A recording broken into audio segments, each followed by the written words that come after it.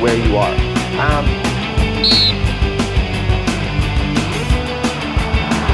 Don't turn! You can't turn!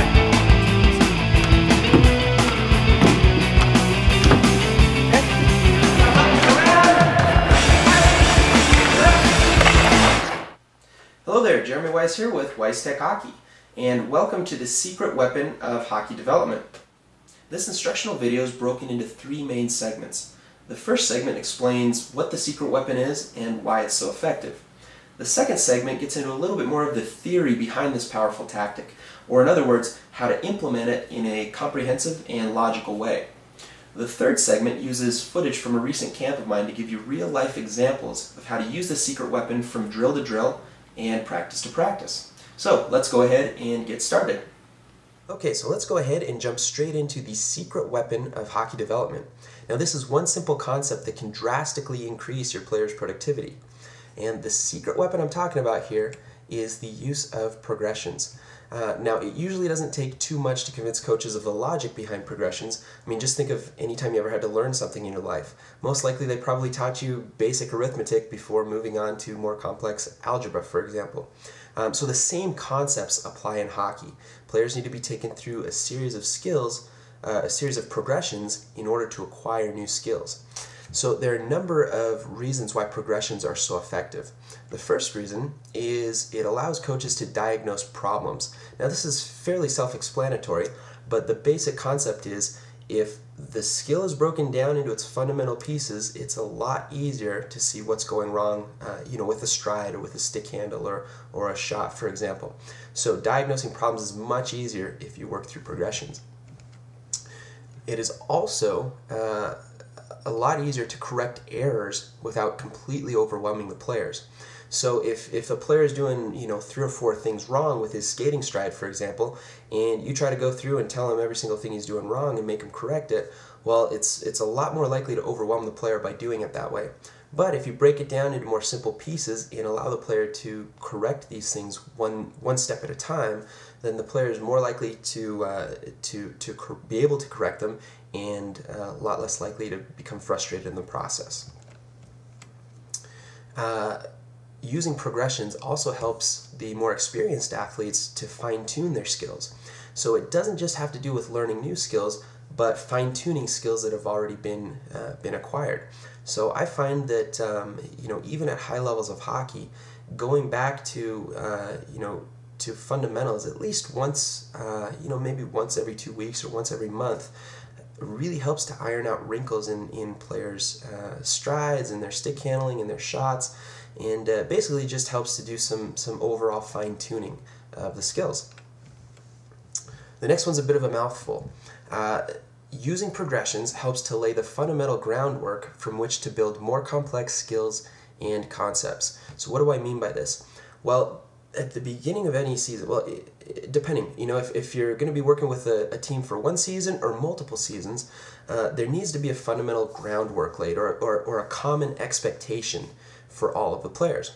And by using progressions and taking the players from a basic skill up through more complex skills, you're laying that groundwork that you can always revert back to. So let's say that you've laid the groundwork for a skating stride, and now you're moving on to more complex timing and passing drills. Well, let's say that the player gets the puck on their stick and starts working through these passing and timing drills, and all of a sudden you realize their skating stride has become sloppy again. Well, you can always revert back to that initial groundwork that you laid and remind the player, hey, remember we talked about no head bobbing when you're skating. Well, just because you have a puck on your stick now doesn't mean that you still doesn't mean that you can head bob. Now you have to maintain that technique. So it lays that groundwork that you can always come back to and reinforce throughout the rest of the season. And no matter which types of drills you're working on, you can always come back and reinforce those fundamental skills that were taught right at the beginning. Another really good reason to use progressions is to introduce recurring patterns in bite-sized chunks. Now, hockey is a very dynamic game. It's a little different than most other games where they're not set plays. So it's a lot of read and react. And what really happens in the game is that the game is built up of recurring patterns. So even though there's not a set play that's going to happen every single time, there are set patterns that happen every single time. So using progressions is a really good way of introducing these patterns into the players' minds and helping them become capable of performing these actions in bite-sized chunks. So for example, you can work on a power turn. A power turn should be executed the same way every single time. So once a player gets their technique established on the power turn, a power turn is always going to be a power turn. So it'll help you introduce these these patterns. So this way, when a player gets in a game situation and he's not he needs to do a power turn, he's not having to think through, okay, well, what are the main steps, what are the main fundamental aspects of doing a power turn? It just becomes natural. So this can be at the most fundamental level, like a power turn, or it can be at more complex levels, like for example, like an offensive attack. Well, how should an offensive attack happen? Well, there are a number of different options, but when you break it all down into its fundamentals, really there's 3 or 4 or 5 different patterns that recur over and over and over. So this is a really good way to introduce these patterns in small bite-sized chunks, and then you can combine them all later on as you progress through the progressions. And one of probably the most important things, and it kind of encompasses all of these reasons, is that working in progressions promotes permanent development. So by progressing skills this way, it becomes permanent. It's ingrained in the player's mind and the player's motor skills, and these skills become more permanent. Now, I usually like to take progressions one step further, and not just apply them to individual skills, but apply them to team skills, team systems, and work them throughout the course of the entire season. So that's what I call progressions within progressions, and basically it just helps to stay within this hockey development pyramid here. So use progressions in individual skills, and individual skills will progress into team skills. Team skills again progress into team systems, and then team systems progress into team strategies. So the progressions not only happen from the beginning to the end of the practice, but from practice to practice throughout the course of the season. And if you're with a team for multiple seasons, you should be progressing from season to season with more complex concepts, more complex skills, more complex systems. Okay, so our last segment talked about why progressions are so effective. And like I said before, most coaches don't need a whole lot of convincing about that. But where a lot of people get hung up is the actual implementation of these teaching mechanisms, or in other words, using these tactics in their day-to-day practices. So I want to show you guys a development model that will help you as you structure your practices and make use of progressions. So anytime that you're going to use a progression, the first thing you need to do is think about what the fundamental skill is, or the basic skill is that you're going to develop, that you're going to use in a progression. And once you've established what skill that you're going to be working on, for that particular segment of practice, so for example, let's say that we're going to use the forward skating stride. What you're going to do is break that stride down into its most fundamental action. Okay, so that's where we're at right now, is we'll break the skating stride down into the most fundamental action. So for example, for this scenario, it would be a one-legged stride, one-legged push. Okay, so nothing fancy, just the basic bare bones of the skill. After you've established what the fundamental action of that skill would be, then you're going to describe that skill or that fundamental action into 3 key points. Okay, so the first key point for forward skating technique or forward skating stride would be that the players need to have their knees bent. Okay, so knees bent, no head bobbing, right? That's the first main key. The second key is the players want to push, or the players should push off to the side as opposed to straight back. So that's an element of power. If you're pushing straight back, obviously you're going to be losing out on some of that power. And then the third key for this example would be to have a full extension with each stride. So knees bent, pushing off to the side, and a full extension with each stride. So those are the 3 main key points that you're going to stress to your players as they're performing this fundamental action. Okay? So once the fundamental action has been established and you've worked on it a little bit, incorporating these 3 key points, now you're going to start stacking on components. Okay, so for example, instead of just having the one-legged push, now you'll add the second leg. So they'll go one leg, then the other leg, then one leg, then the other leg. But going slow motion and, again, maintaining those 3 key points. As you continue to develop with these components, you'll continue to stack on additional components. So maybe next you'll stack on a component of speed, where the players will go half speed to the blue line, still maintaining their technique and those 3 key points, and then explode, simulating maybe some sort of a breakout or breakaway. Again, as they tack on that component of speed, they're still going to stress and maintain their technique on those 3 main key points.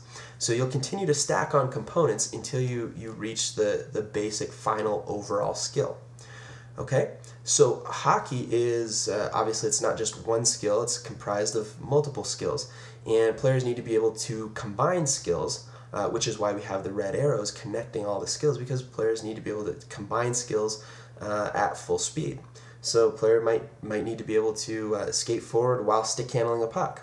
Well, stick handling is a completely separate skill. So what you're going to do is, when you decide to work on stick handling, you'll do the exact same process with stick handling. You'll break it down into components, and then from there, break it down into its most fundamental element, or fundamental action, and then describe that action into 3 main key points. And then as you're bringing it back up, you'll bring it up to its complete skill, and then, start incorporating drills that combine skills. So once you've combined all your skills, that's what's kind of going to give you your individual skill set. Now, your individual skill set goes hand in hand with your team skills. So we've got individual skills and team skills. Now, to be able to perform, like I said in the previous video, it's always progressions within progressions. So that's the individual skills progression, but as you progress through that, it's going to combine into additional skills. So individual skills and team skills, they go hand in hand. So as you can see here, I've got the team skills connected with the individual skills with this red arrow. So that's basically kind of showing you that individual skills will lead into team skills. A lot of times I refer to team skills as the application of the individual skills. So when you start getting into team skills, that's when you start focusing in on concepts like gap control.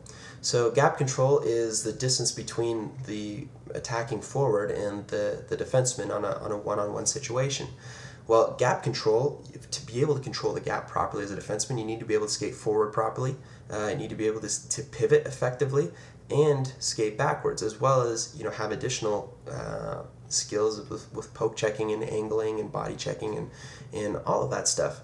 So that's a really good example of how individual skills need to be combined in order to perform some of these various team skills. Another good one is when to pinch. Read and react tactics. Again, it's a lot harder to read and react if you can't skate properly. You might be able to read it, but you might not be, probably won't be able to react very well. And then, offensive support, defensive support, support tactics are another one that you have to have a good solid base of fundamental individual skills to be able to perform these team skills. So after we build up team skills, then that will lead us into team systems. And again, team systems is basically just a combination of individual skills and team skills. Not really a combination, but you have to have a solid foundation of individual skills and team skills in order to begin to learn and execute team systems. Then team systems will take you into team strategy.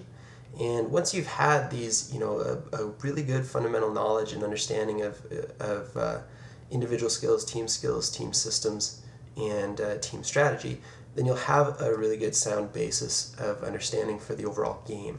And then, obviously a player who is proficient at all the fundamental skills and everything and has a good understanding of the game is going to be a very solid overall good player. Now what we're going to do is cut to some actual footage and see some of these progressions in action. Okay, so here we are at the very beginning of day one, and what you see here is we've broken the skating stride down into its most fundamental action, which is the one-legged push.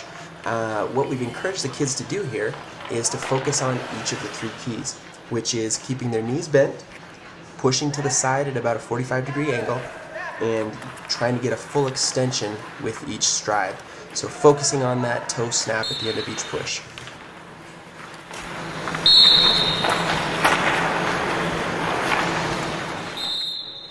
Here we add the next phase of the progression, which is combining the one-legged stride into a two-legged stride. Now it's really important here to stress that as the players progress through these skills, that they still maintain those original 3 keys, which is keeping their knees bent, pushing off to the side, and getting a full extension with each stride.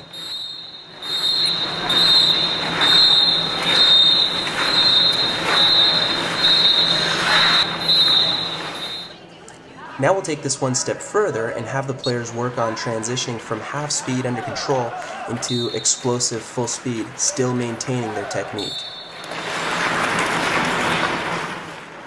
Same drill, now we add the puck on the stick. As you can see, we're building component by component here.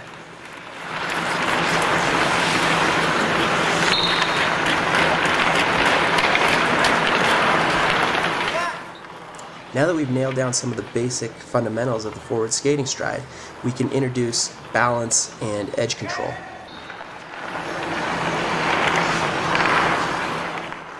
If these are new concepts for your players, have them start without the puck, and then as they progress and get more used to the feel of it, they can add the puck later on. Again, the objective at this point of the progression isn't to go full speed, but it's to develop your edge control and balance.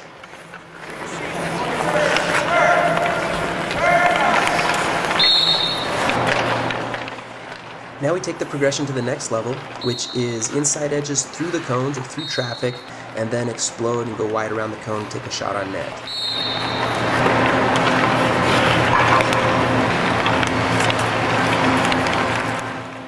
So that's a pretty good idea of what a skating progression should look like, taking the players from the most basic fundamental action into something that's more complex, more game simulation.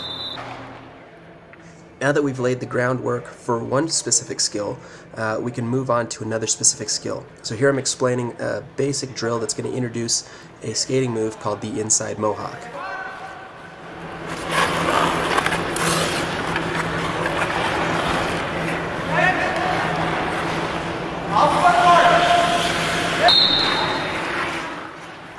As you can see, the mohawk incorporates some of the edge control that we already worked on in the skating progression, and also adds a few other elements that will become useful, especially when combining forward skating with the inside mohawk.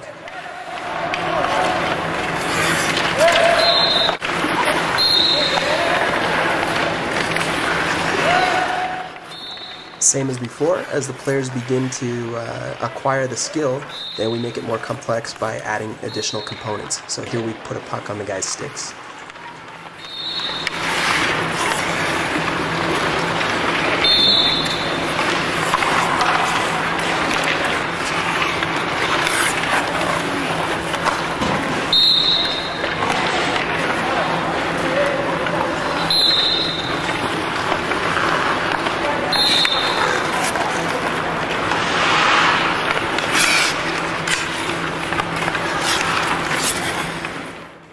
Just as a side note, one thing that I usually like to do is have the players that are performing it well demonstrate for the group.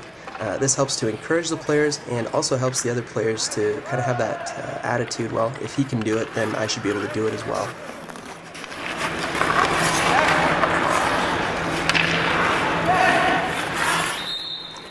Another important thing to remember, especially when you're talking about development drills, is to always have the players execute it from both directions.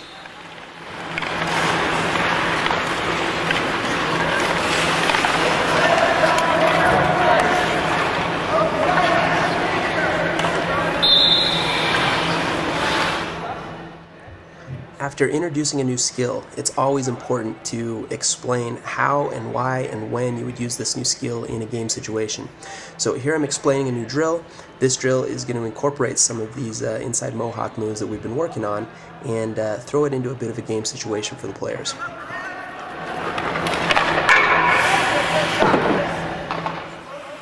Here we're showing how the inside mohawk can be used in place of a backhand shot. So again, we're adding component by component to the basic skill of the inside mohawk.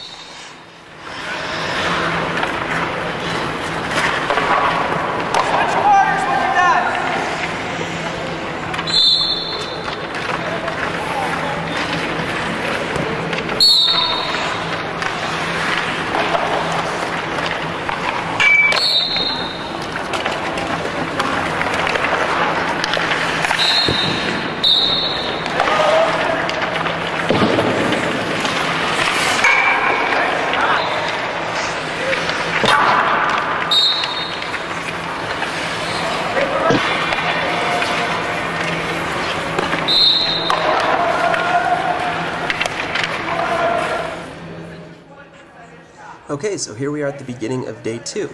Now, since we've already discussed inside edges and edge control and how to use them while you're skating, we can now build upon that and apply it to inside edges when you're stopping.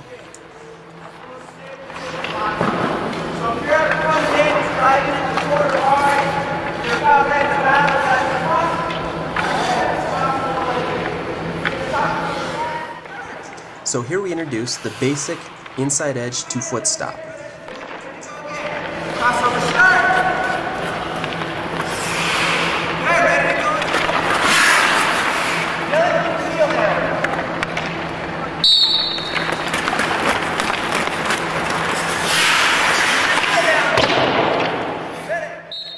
Since this was only a 3-day mini camp, we jumped straight to doing this with the puck for most of these players. However, in a more prolonged setting, obviously it's just fine if you do this first without a puck and then add the puck later on.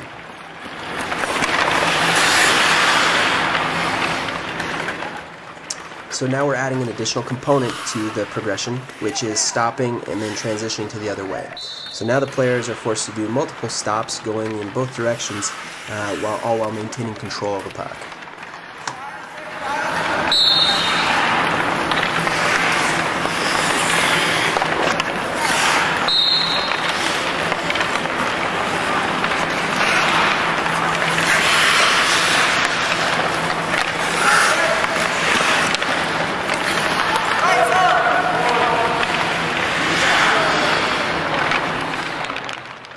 At this point in the progression, I wanted to put stops and starts on hold for a bit and jump into some basic stick handling work.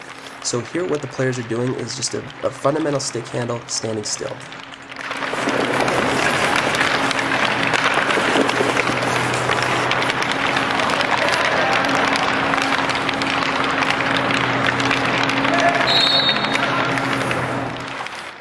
Now we add a deke to the progression. Again, the kids are still keeping their feet stationary, but we're adding some side-to-side action.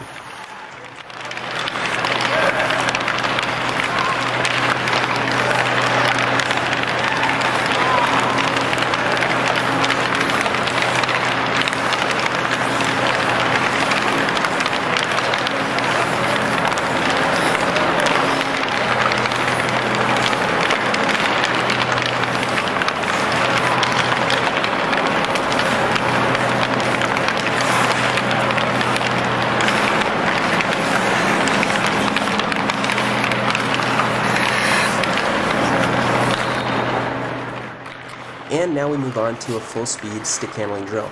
Now, as the players move on through these new drills and new skills, it's important to always still reinforce the keys and points of the original drills. So don't let them start getting sloppy with their skating technique, for example.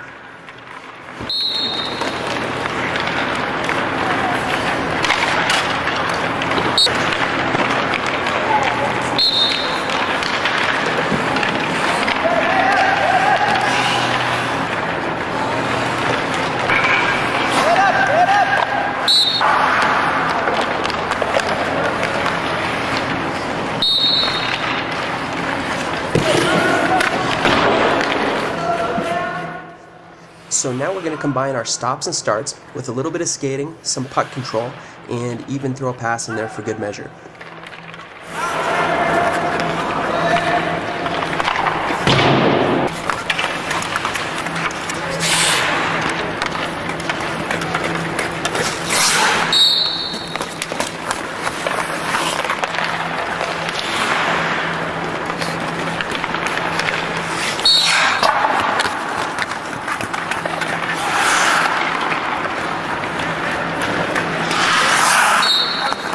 you go, Simon.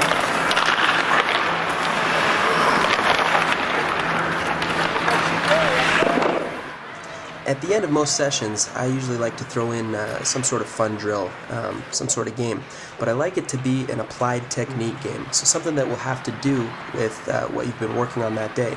So here we're doing a little bit of British Bulldog, but we've thrown a puck on the player's stick. So this is encouraging them to stick handle the puck through traffic, more similar to a game situation.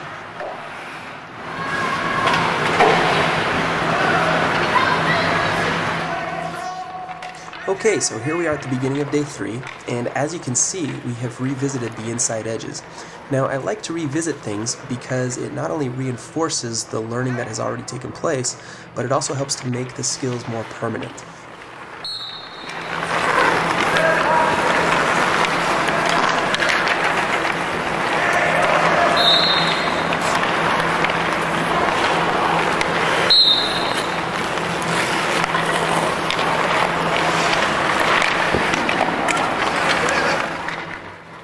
Here I'm introducing another speed and agility drill. Now I call this the 5-step crossover, and I really like this drill because it mimics blowing wide around a defenseman and driving to the net.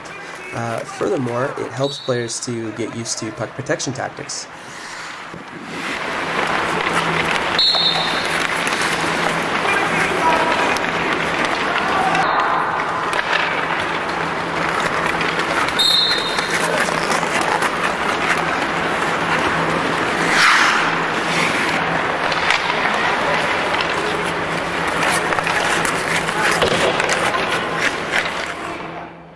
Okay, so here we're getting started with another skating progression, this time using backward skating.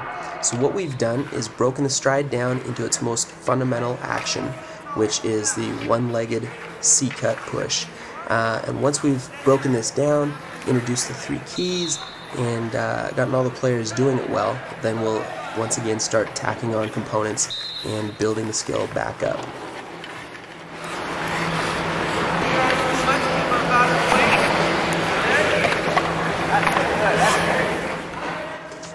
Again, always make sure that the players practice both sides equally, especially with skill development.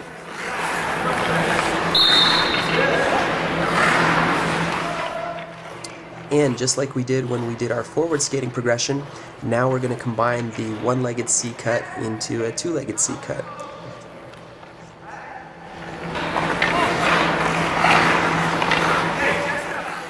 Again, the focus for these drills is on the power as opposed to the foot speed. So we want to make sure the players are executing this technically correct before we go ahead and have them start speeding it up.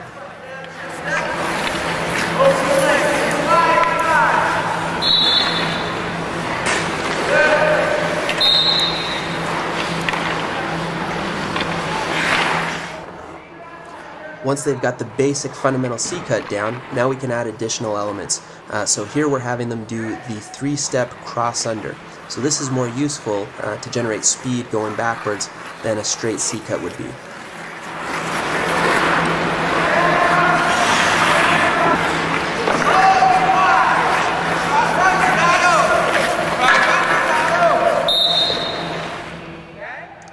Now that we've worked on forward skating progression as well as backward skating progression, we can introduce forward to backwards pivots. So what we're doing here is explaining the 3 keys of a good pivot, which is step, glide, step. So what we're doing here is helping the players to understand that they don't want to drag their feet through the pivot, but they want to pick up their feet. Perceptive students of the game here also realize that the pivots really utilize the inside mohawk. So that's another reason why we built up to this point with forward skating, backward skating, as well as those inside mohawks.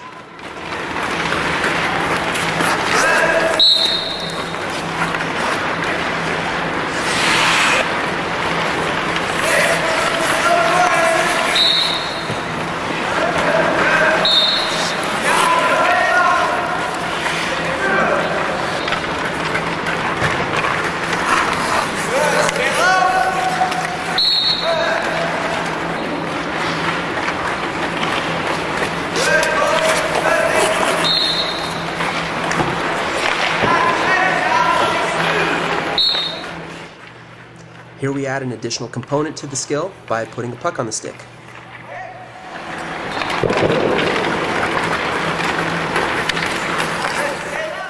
Many young players find it difficult to maintain proper skating technique with the puck on their stick. So that's one really important thing to stress here, is that just because they have the puck on their stick doesn't mean that they can let their technique slip.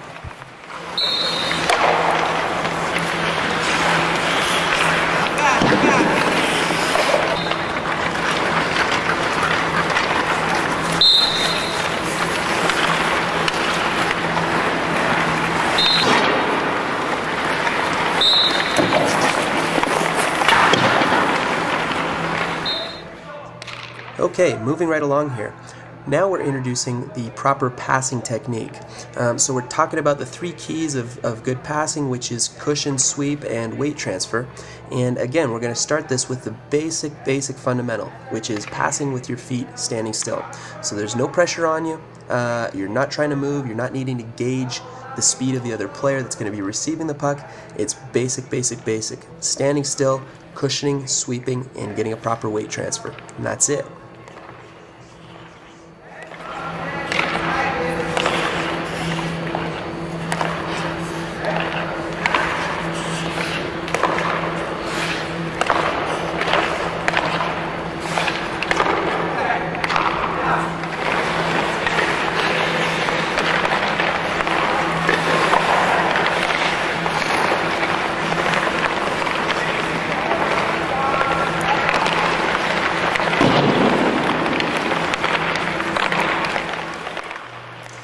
We gradually increase the distance of the pass, but still keep the feet stationary. So what this does is help to reinforce that the technique of the pass stays the same, even if the distance increases.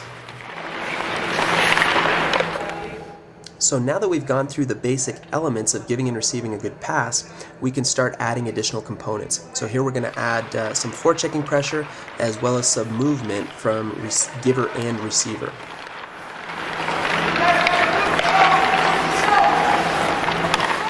So you can see that making use of progressions is something that can be implemented immediately with your team and should be applied from drill to drill and practice to practice, and can even be applied from season to season if you're going to be working with the same group of players for a number of years. Well, I hope you've enjoyed this instructional video. I've certainly enjoyed bringing it to you. Please feel free to visit us online at weisstechhockey.com for more drills, skills, and other information about hockey development.